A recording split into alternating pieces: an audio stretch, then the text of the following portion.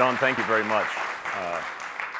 I am Phil Gilbert, and I'm here today to talk to you about creating culture for a hybrid time. You see, I think that we're really at an interesting crossroads in business. I think the way business is done and the way businesses work inside themselves has got to fundamentally change in the 21st century.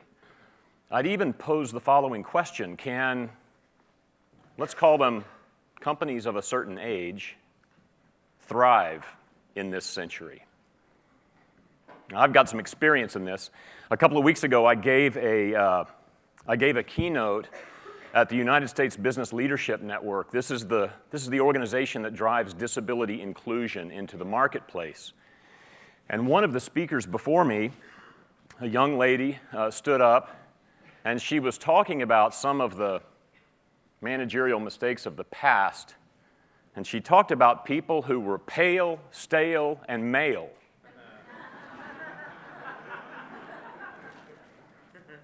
I was born in 1956.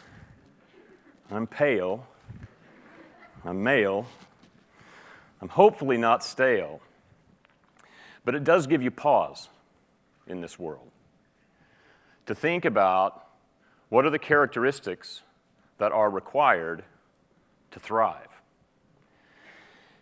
And I think that there's some fundamental challenges. You know, my company got bought in 2010.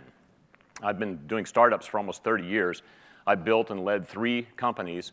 The most recent was acquired by IBM in 2010. And, you know, put yourself back in that time. In 2010, the iPhone had only been out for about 2.5 years. The iPad was yet to be released when we were acquired. And yet, something was definitely happening. But it was at the very beginning of this amazing shift in speed. And the fundamental problem with companies of a certain age and a certain characteristic with a global footprint, a company who is proud of the relationships we have built with clients over decades and decades and decades, a company who is proud, as our chairman says, to be of countries and not in countries. It's a global footprint that when you think about it, I don't know too many companies that have truly got a global footprint, like companies like IBM or Bosch or Caterpillar. How many have been developed since the modern internet? Not many, if any. Is the entire way of working an anachronism? This is the challenge that was in front of us. It was a personal challenge as well. Shortly after I got to IBM, after working in startups and feeling like the only way I was going to succeed was if I was faster than the big guys, because they could certainly copy any intellectual thing I could do. And I got to IBM, and it wasn't moving at that pace. Fortunately, at the same time that I got there, our senior executives also started to see that something serious needed to change, and so I was asked to do a couple of things. At the time, I was asked to take over a small business unit inside of IBM. Small inside IBM is about $300 or $400 million. And was asked to do a couple of things. First of all, could we bring the design methods that we had used at my startup, which only had about 250 people, could we bring those design methods successfully to IBM? Over a period of 18 months, we doubled the market share, we doubled the revenues. We took 44 products down to 4. The market rewarded us mightily. And we also did it for about 25% cheaper than we had been doing it. Better results, faster to market, cheaper. The business case of hybrid is undisputable. And so shortly after that, we started thinking about how to do this at scale. And in 2012, we began on kind of an audacious program.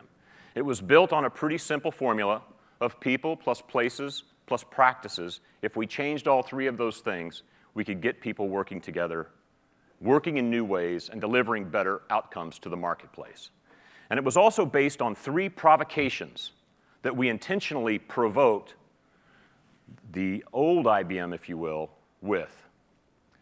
The first provocation was from a monoculture to a hybrid. And so we set out a goal to hire 1,000 formally trained designers over a 5-year period. What you're seeing here is the graduating class of one of those. On any given day, 3 times a year, every year since 2013, we onboard in one day more designers than 95% of the design firms in the world have. Our typical starting class is about 65 designers, and we run a 3-month, we call it a design thinking boot camp or a design camp. We run it for 3 months, and we put these people through the paces of understanding the complexities of enterprise software. We realized that we needed new skills.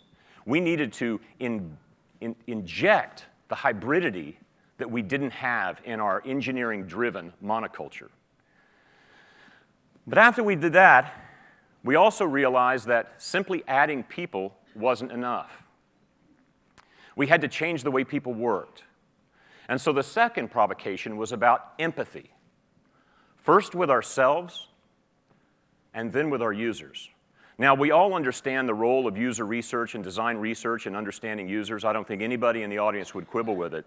But what we found is that actually, equally as important, was developing empathy among our own teams.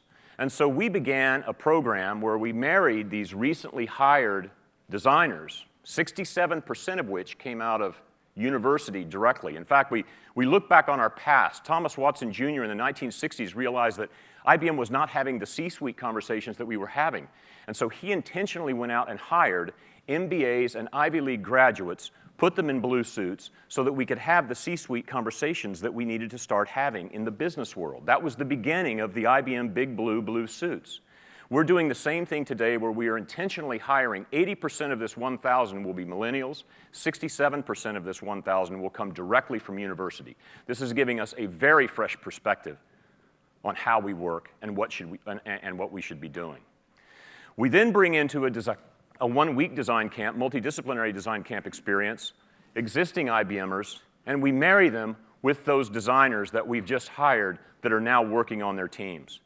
We do a few intentional social engineering things to make sure that these people show up as pissed off as humanly possible when they come to Austin, Texas and have to put away their laptops, sit in a crazy room that looks like this in our new studio, and actually engage with these people that are fresh out of university and are designers.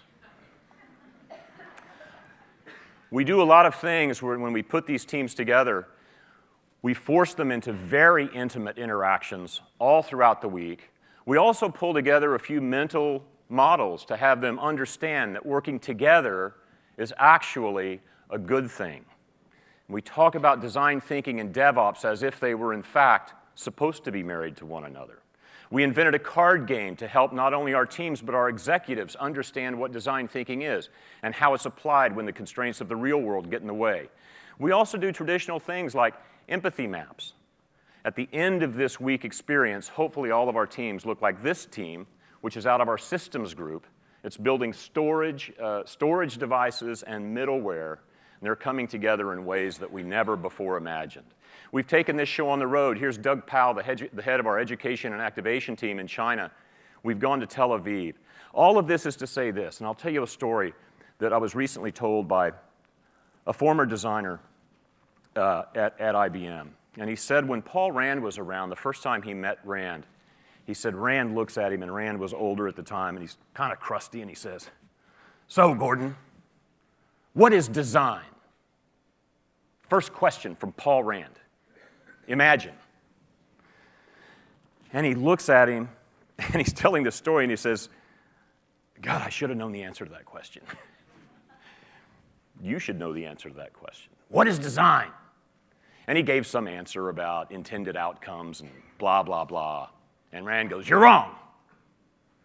Design is about relationships. Design is about relationships. The relationship of materials to one another, the relationships of people to one another. That's how you get to the designed outcome." We believe that very strongly.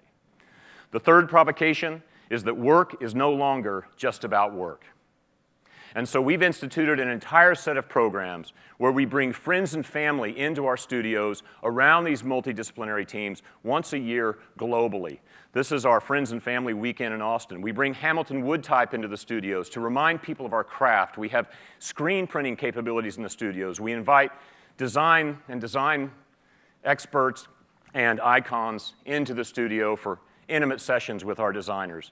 This is Paula discovering a quote that we had on the wall. Mainly what we do with all of this is we over-communicate.